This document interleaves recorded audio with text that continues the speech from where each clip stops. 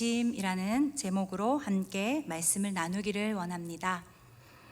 독일의 경제학 교수인 하인츠 가이슬러 박사는요, 그가 지은 시간이란 책과 템포라는 책에서 시간의 개념과 적용법에 대해서 시간의 노예가 되지 말고 시간을 지배하라라고 말했습니다. 옛날 어른 세대에서는요, 아침에 해가 뜨면 일을 시작했고 해가 지면 일을 마쳤다고 할 정도로 그때는 시간에 매이기보다는 자연을 벗삼아서 여유롭게 살았지만, 요즘 시대는 가장 많이 하는 이야기가 시간 없어요 라고 할 정도로 너무나도 바쁘게 분초 단위로 시간을 다투며 살다 보니까 삶의 리듬과 속도가 엄청나게 빨라졌습니다.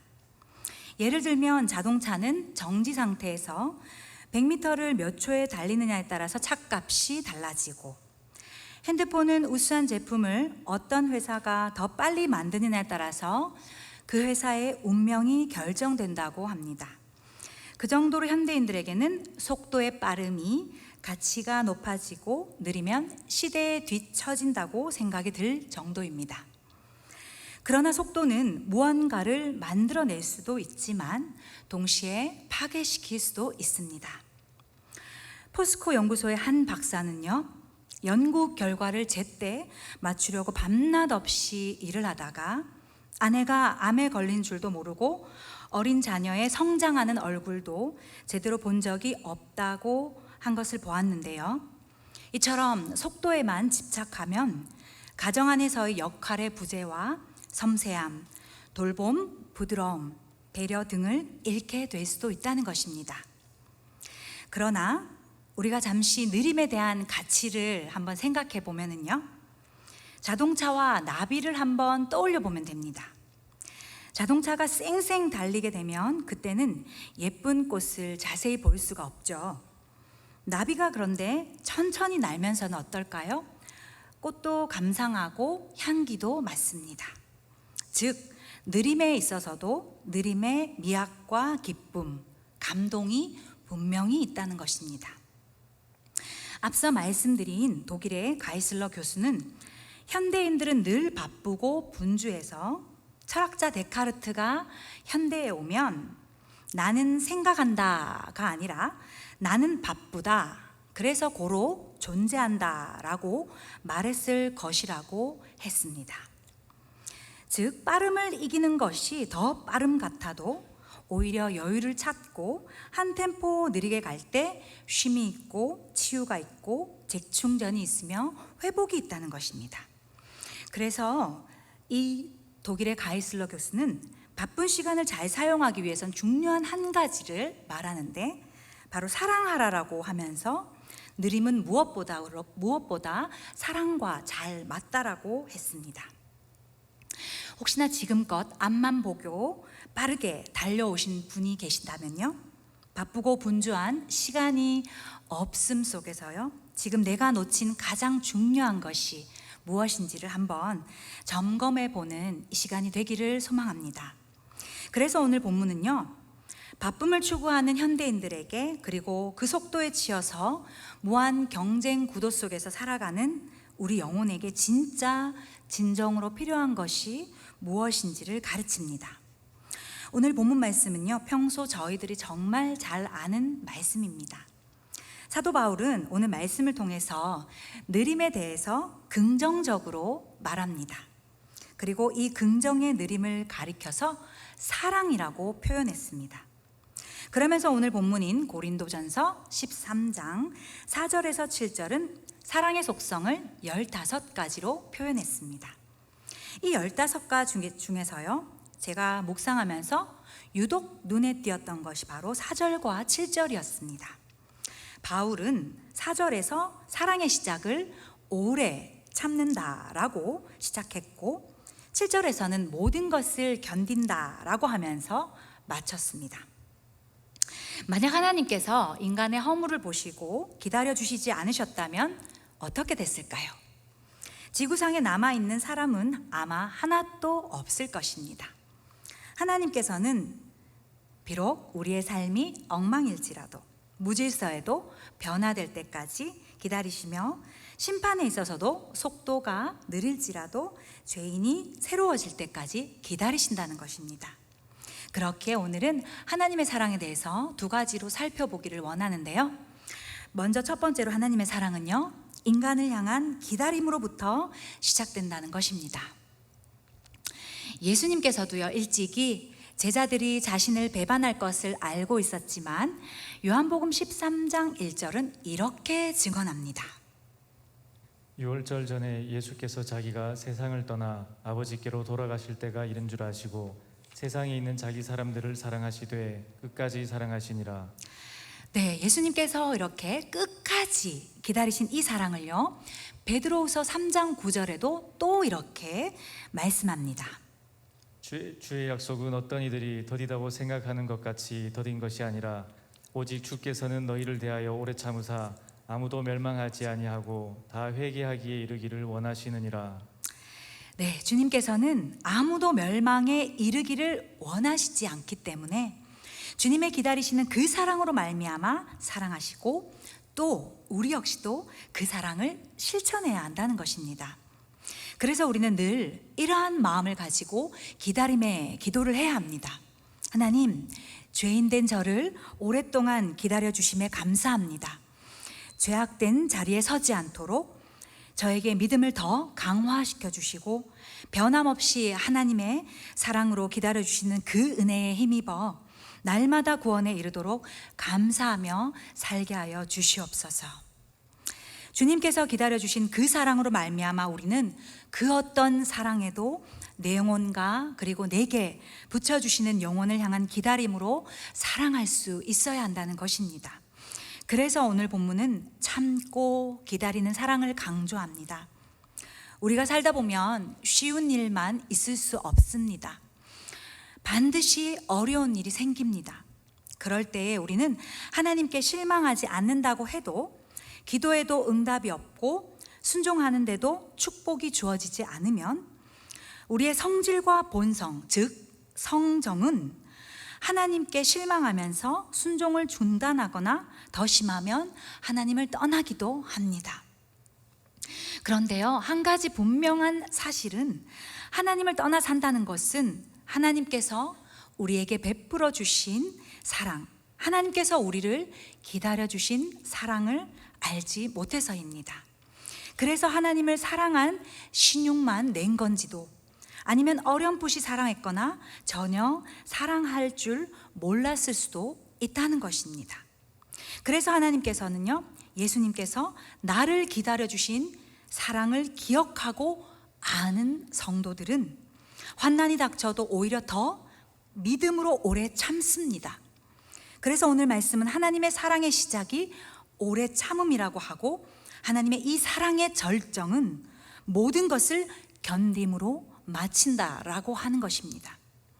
이 말씀을 깊이 내 마음판에 새겨보면은요, 하나님 아버지의 기다려주신 사랑의 은혜의 깊이를 알면 알수록, 새기면 새길수록 더 기도하며 예배하고 더 충성하며 더 하나님의 음성을 들으려고 순종하고 고난이 닥쳐도 하나님을 더 의지하려고 애쓴다는 것입니다.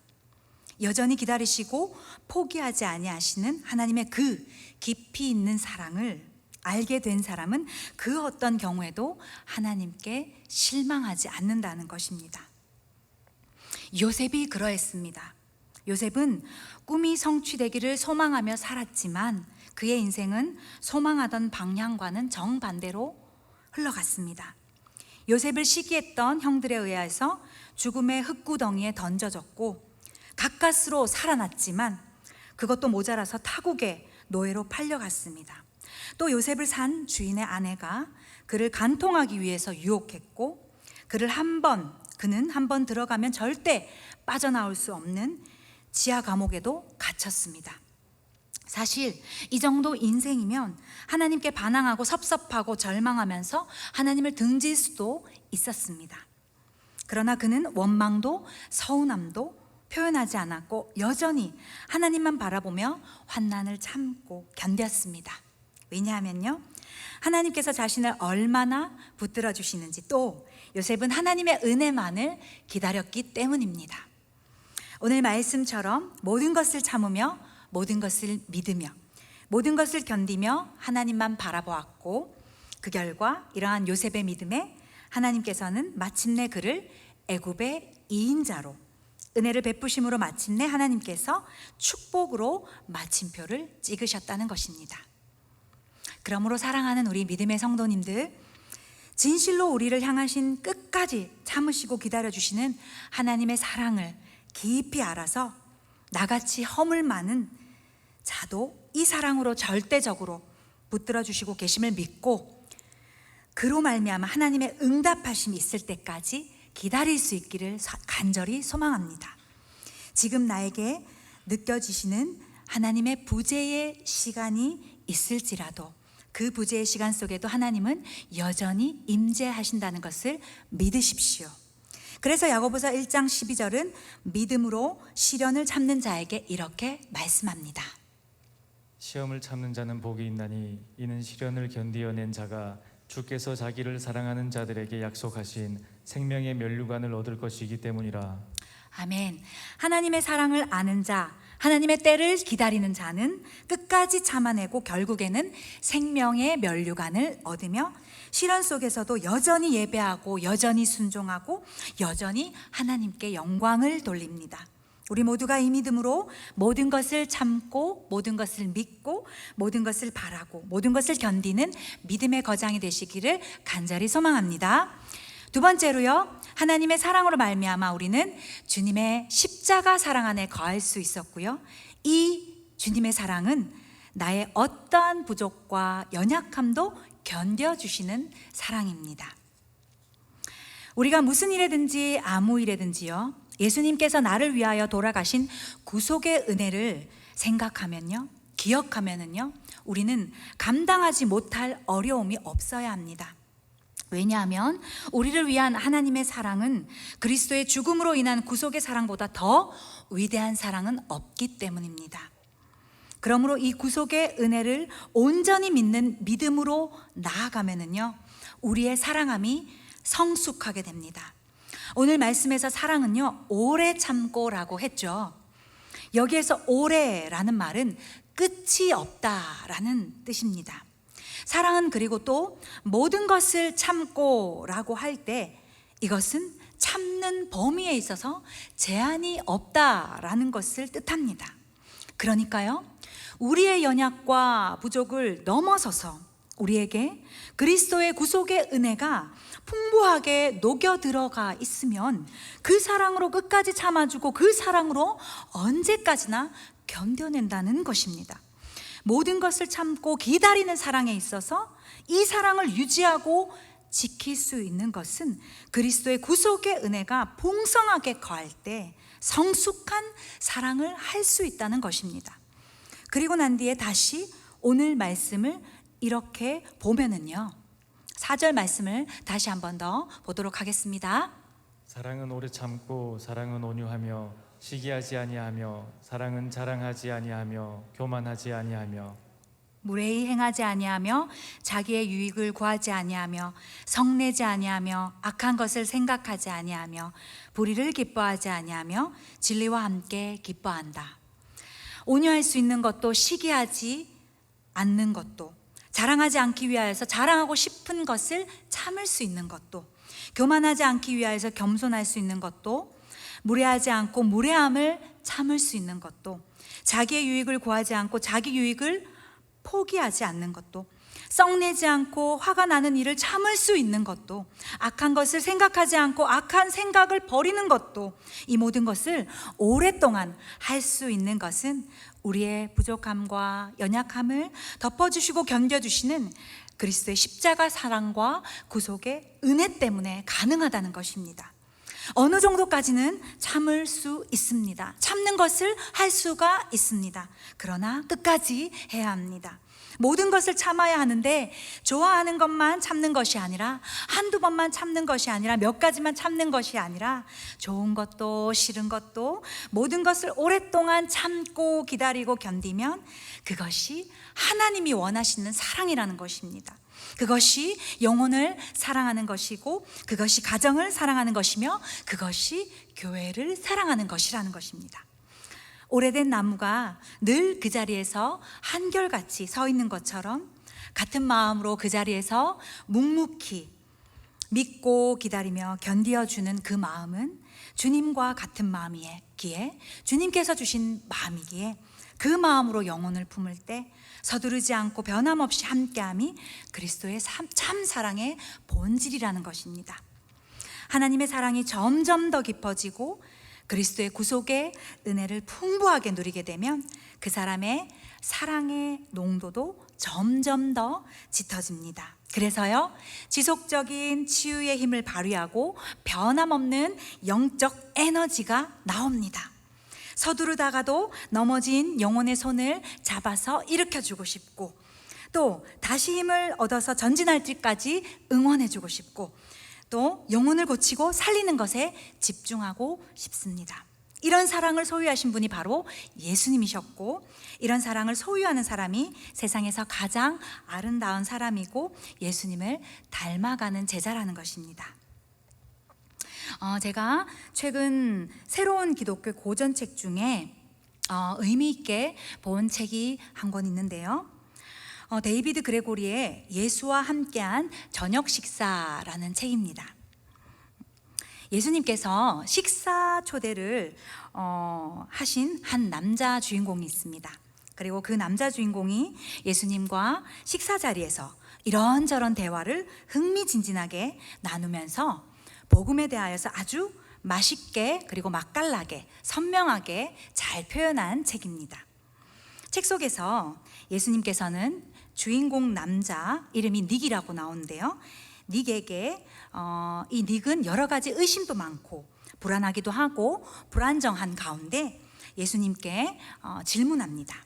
그런데도요, 그러한 불안정한 질문 속에서도 예수님께서는 전혀 흔들리지 않으시고 그를 향하여서 일관된 사랑으로 대답하시면서 닉의 영혼의 허기를 채우시고, 닉은 점점 예수님의 말씀에 매료되어 가면서 예수님을 깊이 알아갑니다. 그 중에서 예수님의 말씀 한 편을 간략히 소개하고 이제 말씀을 정리하겠습니다. 예수님께서 닉과 식사하시면서 여러 가지 말씀을 나눈 후에 닉에게 이렇게 말씀하십니다. 하나님이 인간을 창조한 목적은 자신과도 하나의 관계를 맺고 자신의 사랑을 만끽하도록 하기 위해서예요. 그렇지만 인간은 신을 배척하고 죄로 인하여서 하나님과의 관계를 끊어버렸죠. 하나님이 하고자 하신 일은 그 단절된 관계를 다시 잇는 겁니다. 하나님과 그 관계를 다시 맺기 위해서 인간이 할 수 있는 것은 아무것도 없어요. 왜냐하면 그 벌어진 사이를 메꿀 수 있을 만큼 큰 존재는 신뿐이기 때문입니다. 그래서 하나님에게는 두 가지의 선택이 있었어요. 사람들이 스스로 죄가를 치르게 할 수도 있었고요. 아니면 하나님이 자신이 창조한 사람을 대신해서 직접 죽음이라는 벌을 받는 것입니다. 그러자 닉은 믿을 수 없다는 듯이 이렇게 예수님께 다시 물었습니다. 신이 뭐 때문에 그러겠습니까? 그러자 예수님께서는 닉에게 다시 이렇게 말합니다. 닉의 딸은 사라라고 하는데요, 사라가 17살이고 아주 질 나쁜 사람들과 어울려서 사라가 마약을 했고, 사라는 마약한 뒤에 누군가를 살인했고, 그래서 사형을 선고받게 되었어요. 그 딸을 대신해서 닉, 당신이 그 사형 선고를 받을 수 있겠나요? 라고 물으셨습니다. 그러자 닉은 단 한 번도 생각해 본 적 없지만 네, 대신 받을 겁니다 라고 이야기했을 때 예수님께서는 그 이유가 무엇인가요, 닉? 이라고 묻자 닉은 또다시 왜냐하면 저는 내 딸아이를 너무나도 사랑하고 내 딸아이에겐 남은 인생이 있고 다시 내 딸아이에게 괜찮은 인생을 살 기회를 주고 싶어요. 그러자 예수님께서는 대답하십니다. 당신이 딸을 사랑하는 것 이상으로 하나님께서는 당신을 더 사랑하십니다. 오늘 본문은 하나님의 사랑이 정말 깊고도 진하게 담긴 사도 바울의 표현이 아주 의미 있게 내포된 말씀입니다. 우린 예수 그리스도의 십자가 사랑으로 말미암아 우리를 그토록 기다리신 하나님께 나아갈 수 있게 되었고 믿음을 선물로 받았습니다. 하나님께서 나의 죄값을 갚으신 그 희생, 나에게 영원한 삶을 주셨고 나 같은 자를 위해서 하나님께선 스스로 희생하셨습니다. 이 모든 것은 나를 되찾고 싶으셔서 나와 함께 하고 싶으셔서 그렇게 하나님께서는 기다려주신 그 사랑이셨고 주님의 견디심의 사랑이셨습니다. 우린 그 선물을 거저 받았습니다. 지금 우리는 끝날 것 같지만 끝나지 않은 이 작은 바이러스로 인하여서 정말 힘겹게 살아가고 최근 아프한 사태를 통하여서 세상은 너무 어지럽고 힘겹게 돌아가고 온갖 삶의 중압감과 빠름으로 승부를 내야 하는 삶 속에서 고통 속에 살아갑니다. 그러나 이 어려운 상황 속에서도 포기할 듯한 상황이 찾아와도 어떤 상처와 어떤 절망과 어떤 눈물과 어떤 좌절 속에서도 예수 그리스도의 사랑을 우리 삶 속에서 녹여내고 우리를 결코 포기하지 않으시고 끝까지 기다려주신 하나님의 사랑으로 우리 역시 또 기다리고 견딤으로 끝까지 아름답게 달려가는 인생이 되기를 소망합니다. 비록 속도가 더딜지라도요, 하나님을 사랑하고 교회를 사랑하고 영혼을 사랑하면 반드시 하나님께서 우리에게 허락하시는 좋은 날이 오게 될 줄 믿습니다. 모든 것을 참고 모든 것을 믿고 모든 것을 바라고 모든 것을 견딜 때 우리에게 최고의 때가 허락될 줄 믿습니다. 우리 함께 믿음